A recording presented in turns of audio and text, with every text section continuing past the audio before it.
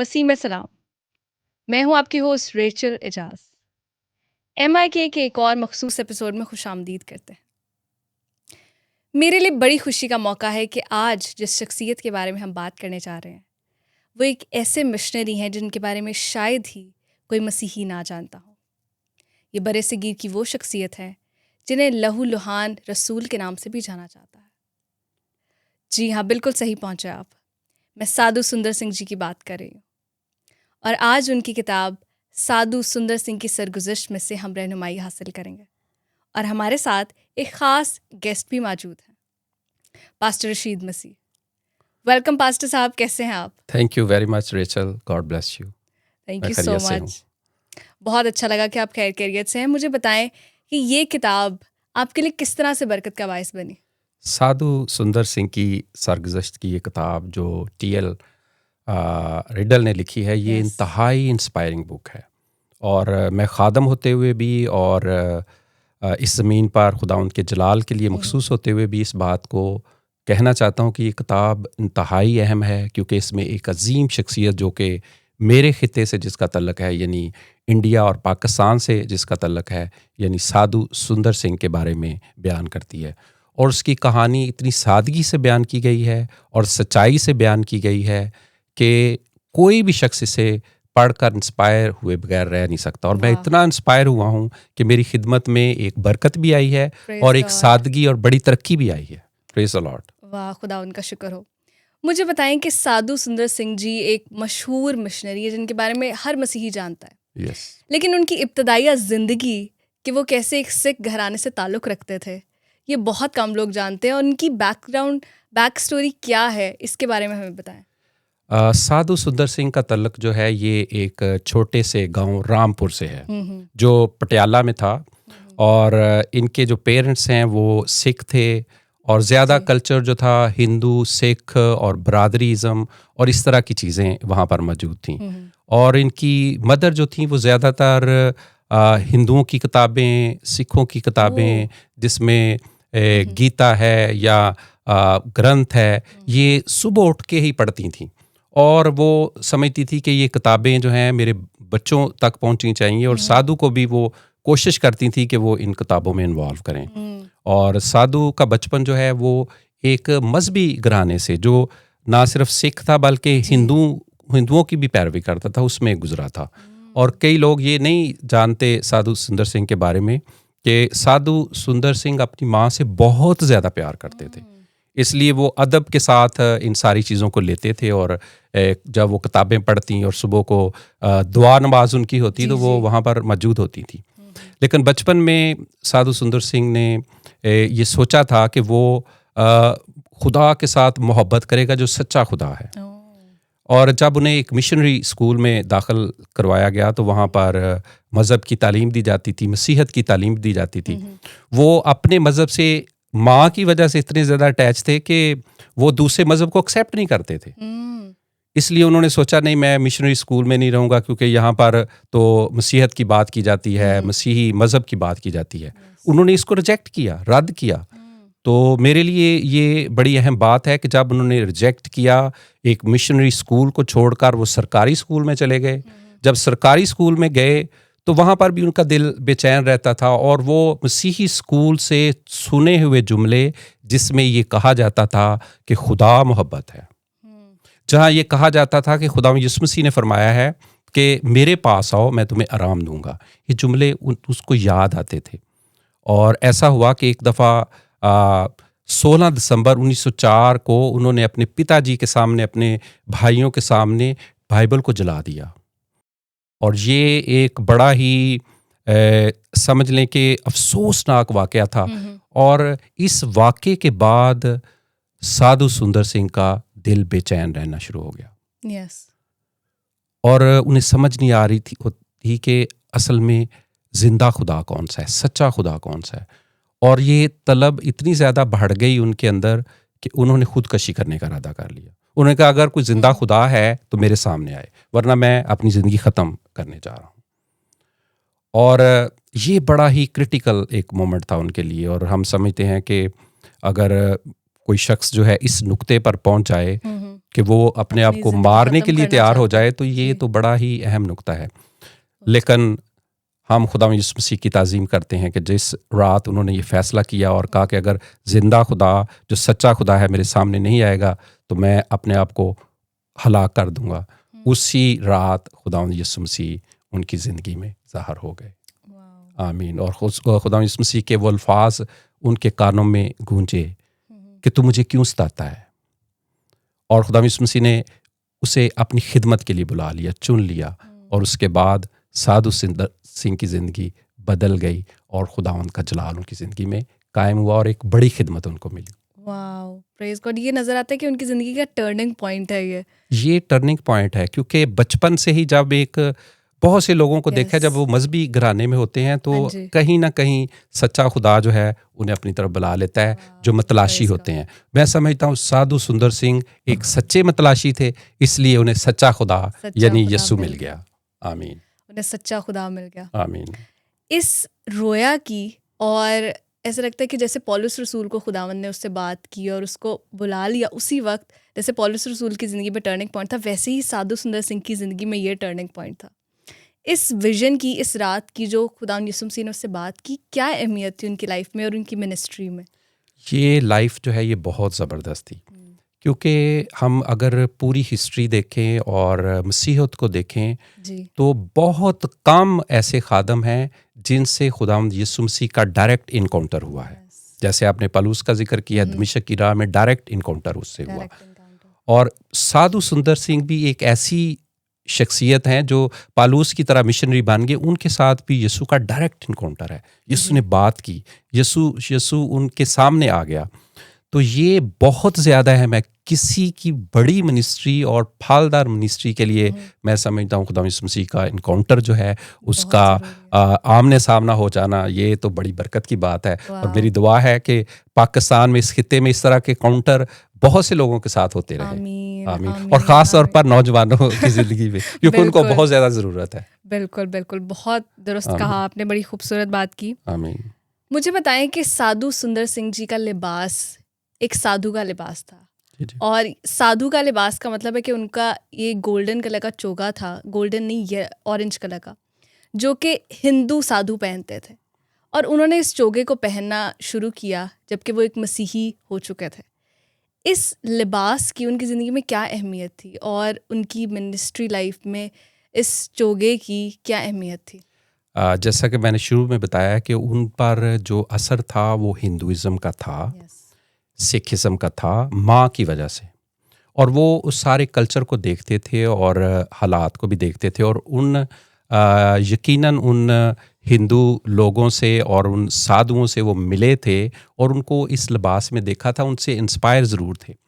लेकिन हम देखते हैं कि जो बाकी हमारे मज़हब के अंदर जो चोगा है या दीगर मिनिस्ट्रीज़ ने मुख्तलिफ लिबास अपनाए हैं या जनरल वो पहनते हैं, लेकिन साधु सुंदर सिंह ने ना तो उस चीज़ को अपनाया, लेकिन उन्होंने सोचा कि मेरे लिए एक साधु का लिबास जो है सादगी को पेश करता है, और मैं इस खित्ते में, जो कि एक हिंदू खित्ता है, एक सिखिज़्म का खित्ता है, इसमें मिशनरी होने के लिए बुलाया गया हूँ। इसलिए उन्होंने बड़ी सादगी के साथ उस लिबास को पहनाया। ये उनके लिए बड़ा अहम था, और उन्होंने अपने आप को उस ग्लैमर की लाइफ के लिए नहीं चुना था, बल्कि उन्होंने एक सादा ज़िंदगी के लिए अपने आप को पेश किया था। इसलिए उन्होंने बेहतर समझा कि ये लिबास वो पहने।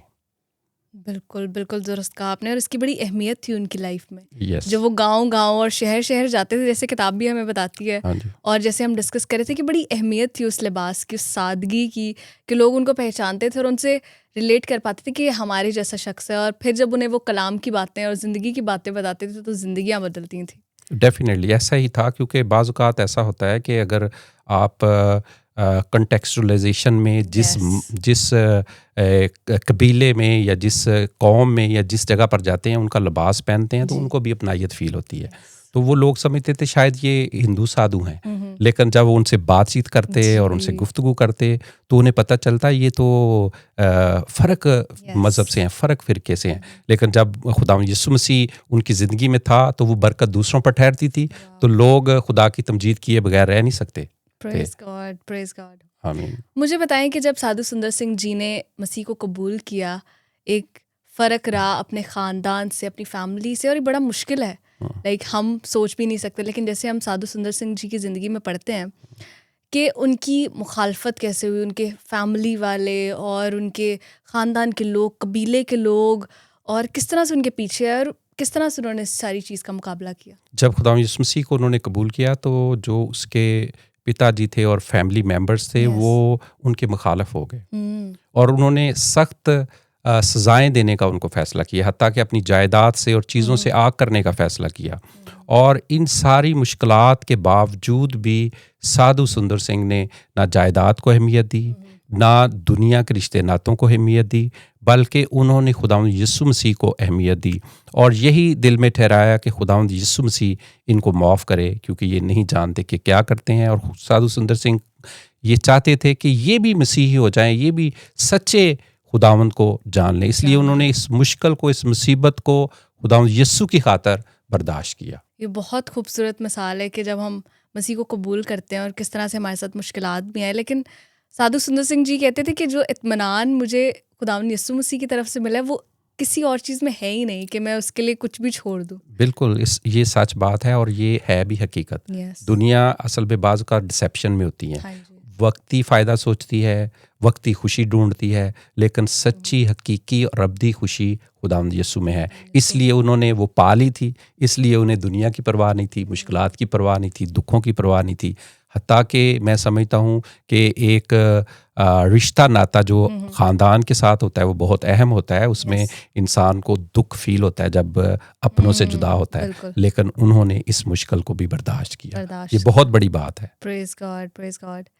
मुझे साधु सुंदर सिंह जी की ज़िंदगी में से कुछ ऐसे वाक़यात, कुछ ऐसे मिरेकल्स बताएं जो कि हमारे लिए, ऑडियंस के लिए, यूथ के लिए और उनके लिए बरकत का बायस हों। उनकी ज़िंदगी के ऐसे वाक़यात। बहुत ज़्यादा वाक़यात हैं, लेकिन मैं 2 आपके साथ शेयर करना चाहता हूँ। साधु सुंदर सिंह हमेशा खुशी के साथ मसीहत की मुनादी करते थे, गॉस्पल को शेयर करते थे, इंजील की मुनादी करते थे। और जब लोग उन्हें दुख देते थे तो फिर भी वो मुस्कुराते थे। ये उनकी बड़ी बात है। एक दफ़ा का वाक़या है कि वो एक खेत में लोग काम कर रहे थे और वहाँ पर उन्होंने मुनादी शुरू की। तो जिस खेत में काम कर रहे थे वो उसका बेटा आकर उसने एक बड़ा पत्थर पकड़ा और उसके सर पर ज़ोर से मारा और वो खून बहना शुरू हो गया। और एकदम से वो जो जिसने पत्थर मारा था उसके सर में दर्द शुरू हुई। वो कहता है कि मैं अब घर जा रहा हूँ, मेरी तबीयत ख़राब है। तो साधु सुंदर सिंह ने क्या किया, वो जानवरों के लिए चारा काट रहे थे। साधु सुंदर सिंह ने खुद दरांती पकड़ी और सारा चारा वो काटना शुरू किया। उसके पेरेंट्स और लोग हैरान हुए कि ये कैसा शख्स है, इसको चोट लगी है, इसका लहू बह रहा है, फिर भी ये हंस रहा है, मुस्कुरा रहा है और काम कर रहा है। देखें, इस तरह के वाक़यात ये बताते हैं कि साधु सुंदर सिंह दुख को, परेशानी को, गाली गलोच को, जो लोग उनको दुख देते थे उन पर उनका बिल्कुल ध्यान नहीं था।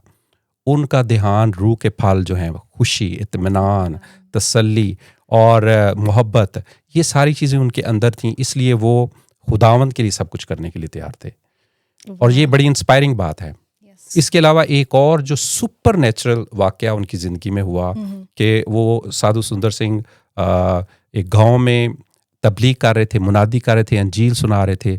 लोगों ने सोचा कि इसको ना हलाक कर दिया जाए। उन्होंने साधु सुंदर सिंह को एक अंधे कुएं में फेंक दिया और वो इस किताब में ये लिखा है कि वो जब उस कुएं में गए वहाँ पर बदबू थी उन लोगों की जो पहले उस कुएं में डाले गए थे और वहाँ पर सांस लेना इंतहाई मुश्किल था।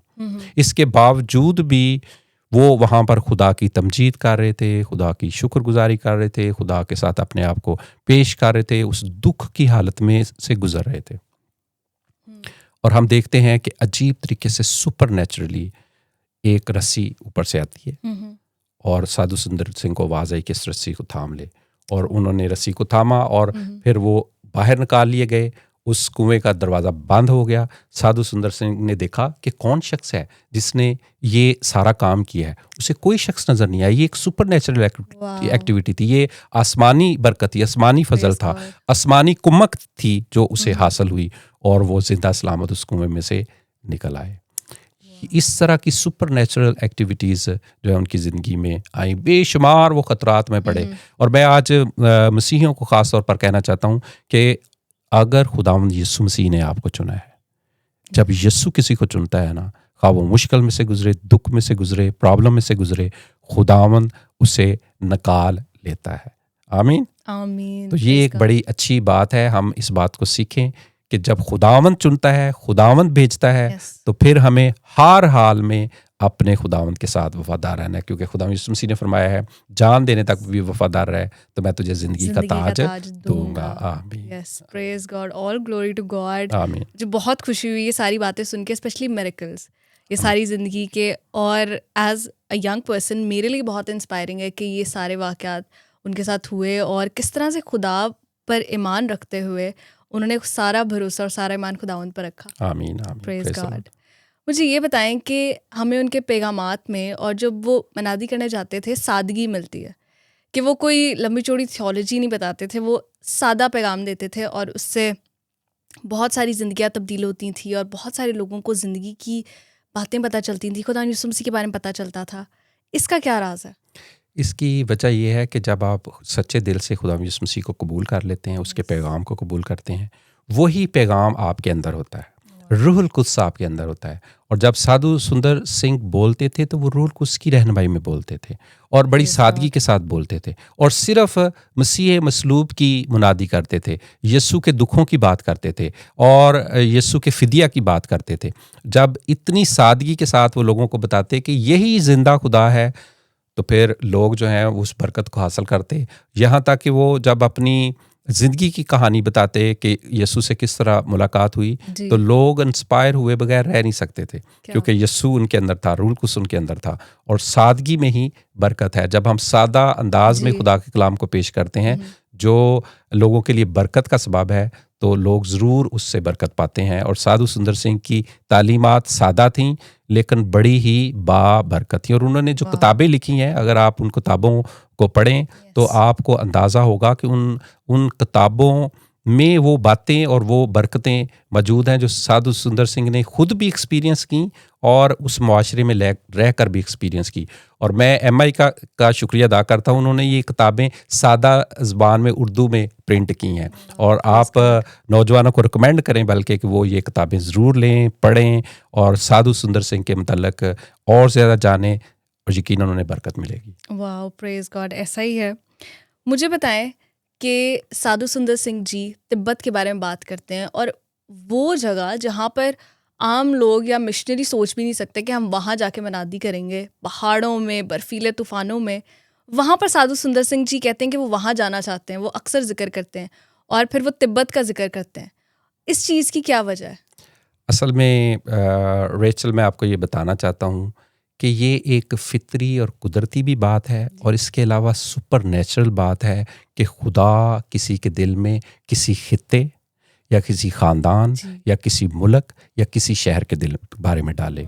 साधु सुंदर सिंह की ज़िंदगी में अगर इस किताब को भी पढ़ें और उसकी ज़िंदगी का हर पहलू देखें तो तिब्बत का इलाका वो इलाका है जिससे उसे बहुत ज़्यादा मोहब्बत थी, इंतहाई मोहब्बत थी और वो हमेशा उस इलाके में जाना चाहते थे। सारी खिदमत अपने गांव में, इर्द गिर्द के गांव में, दूसरे शहरों में, मुल्कों में करने के बावजूद भी उनकी लगन तिब्बत के साथ थी। क्या बात। जैसे मैं अगर अपनी बात करूं तो मैं काफ़ी मुल्कों में गया हूं लेकिन मेरा दिल पाकिस्तान के साथ जुड़ा हुआ है। मैं चाहता हूं नौजवानों का दिल उनके खित्ते के साथ जुड़ जाए, किसी शहर के साथ जुड़ जाए, ताकि वो उस खित्ते के लिए बरकत का सबब ठहरें। और मैं समझता हूं जैसे मेरा दिल पाकिस्तान के लिए धड़कता है, साधु का दिल तिब्बत के लिए धड़कता था। Praise God, praise God. आमीन। और इसी की वजह से वो वहाँ तक पहुँचे। आगे हम बात करेंगे कि उनकी ज़िंदगी का इख्तिताम और किस तरह से। लेकिन मुझे बताएं उनकी ज़िंदगी में दुआ की क्या अहमियत थी? दुआ की मुझे लगता है बहुत ज़्यादा अहमियत थी उनकी लाइफ में। प्रेयर लाइफ उनके बारे में, उसके बारे में बताएं। उनकी ज़िंदगी में दुआ जो थी वो सबसे इम्पोर्टेंट थी, क्योंकि उनका नज़रिया ये था कि अगर आप 6-7 घंटे दुआ नहीं करते तो आपकी खिदमत इतनी मौसर नहीं हो सकती। इसलिए वो दुआ में ठहरते थे और खुदावंद की ज़ुरी में ठहरते थे। और वो खुदाम यीशु मसीह की तरह 40 रोज़े भी रखना चाहते थे। 40 रोज़ों का मतलब सिर्फ फाका करना नहीं, वो समझ रहे थे, वो समझ रहे थे कि एक ये दुआया पहलू है, दुआ के अंदाज में ठहरना चाहते थे। और उनकी ज़िंदगी में हम देखते हैं कि उन्होंने एक दफ़ा पूरी कोशिश की 40 दिन का रोज़ा रखने की। उन्होंने कहा जी मैं 40 दिन के रोज़े में ठहर गया हूँ। जी जी। लेकिन आप जानते हैं कि ये एक बड़ी सुपरनेचुरल एक्टिविटी है, ये सब नहीं रख सकते। तो भी ये किताब बताती है कि तकरीबन वो 18 दिन तक उस रोज़े में रहे। वो कैसे रहे इस बारे में किसी को नहीं पता, लेकिन वो 18 दिन के बाद बेहोश हो गए जी। और उन्हें हॉस्पिटल ले जाया गया। उनको वो समझे कि शायद ये मरने के करीब हैं, लेकिन उनकी तमारदारी की गई, उनको संभाला गया और फिर उन्हें ज़िंदगी मिली और फिर वो रिवाइव हुए। इतनी ज़्यादा अहमियत थी दुआ और रोज़ा की उनकी ज़िंदगी में। वो इसको मिनिस्ट्री, खिदमत, मिशन वर्क की रीढ़ की हड्डी समझते हैं। अगर जैसे हम कहते हैं कि हमने खड़ा रहना है, बुलंद रहना है, तो फिर दुआ रोज़ा ही हमें खड़ा रखता है, बुलंद रखता है। आमीन, प्रेज़ गॉड। ये बहुत इंस्पायरिंग और बहुत मुतासिरकुन बात है कि रीढ़ की हड्डी है, उसके बगैर इंसान खड़ा ही नहीं हो सकता। कितनी अहमियत है दुआ और रोज़ा की। और ये हमें नौजवानों को और सभी मसीहियों को जानने की और समझने की ज़रूरत है। डेफिनेटली, बिल्कुल। मुझे बताएं कि उनकी ज़िंदगी का इख्तिताम और उसके बारे में लोग क्या कहते हैं?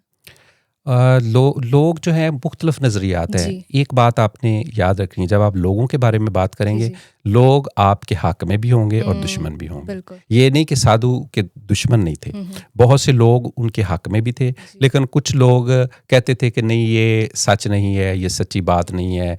जैसे साधु सुंदर सिंह के बारे में कुछ लोगों ने कहा नहीं वो तिब्बत कभी नहीं गए हैं, लेकिन जो शवाहद हैं और जो लोग जिन्होंने उन्हें देखा, जाना, जो उनसे मिले, वो कहते हैं कि वो वाकई वहाँ गए थे। इसके अलावा लोग जो हैं उनको एक्सेप्ट करते हैं जब उनकी किताबों को पढ़ते हैं, और जब इस किताब को जो साधु सुंदर सिंह की सरगुज़श्त है जो रिडल ने लिखी है, इस किताब को जब पढ़ते हैं तो इसमें सच्चाई पाई जाती है। और वो एक सच्चे खुदावंद के खादम थे, एक सच्चे साधु थे और सादगी के साथ ये सब कुछ करते थे, और बहुत से लोगों ने उन्हें एक्सेप्ट किया। इसलिए लोगों की राय जो है इस वक्त साधु सुंदर सिंह के बारे में बहुत मुस्बत है, बहुत पावरफुल है। और मेरी दुआ है कि ऐसे साधु या ऐसे खुदा के खादम जो सच्चे मिशनरी हों वो इस ज़मीन पर पैदा हों। Praise God, praise God. मुझे बहुत खुशी हुई साधु सुंदर सिंह जी की ज़िंदगी के बारे में जान के, स्पेशली इस किताब के थ्रू आपने हमें इतने मौसर तरीके से बताया कि मैं बयान नहीं कर सकती। हमारी ऑडियंस और मेरे लिए स्पेशली इतना इंस्पायरिंग था। बहुत ज़्यादा मुझे खुशी हुई इस सारे जर्नी को जान के। एंड पे मैं पूछना चाहूँगी कि हमारे आज के जो मसीही हैं और हमारे जो यूथ है, उनके लिए आपका क्या पैगाम है इस ज़िंदगी को आगे रखते हुए? साधु सुंदर सिंह की ज़िंदगी को आगे रखते हुए मैं मसीही नौजवानों को ये कहूँगा कि आप सादा ज़िंदगी को अपनाएं, सादगी से प्रीचिंग करें, आप खुदा यीशु की मुनादी करें, खुशखबरी फैलाएं जैसे साधु सुंदर सिंह ने किया। और उन्होंने उसको ना सिर्फ सादगी को अपनाया बल्कि सादगी की प्रीचिंग भी की। ये किताब और इस मिशनरी के बारे में जानना, ये हमारे बच्चों के लिए, हमारे नौजवानों के लिए, हमारे ख़ानदानों के लिए बहुत ज़्यादा ज़रूरी है। इस किताब को ज़रूर पढ़ें, अपने लिए, अपने बच्चों के लिए, अपनी फैमिलीज़ के लिए। मुझे उम्मीद है कि आज के एपिसोड में आपने बहुत ही तसल्ली, इत्मीनान और ईमान के बारे में बहुत कुछ जाना होगा। जितनी खुशी मुझे है उतनी ही आपको हो रही होगी। मिलते हैं अगले एपिसोड में, तब तक के लिए अपना ख्याल रखें। शुक्रिया।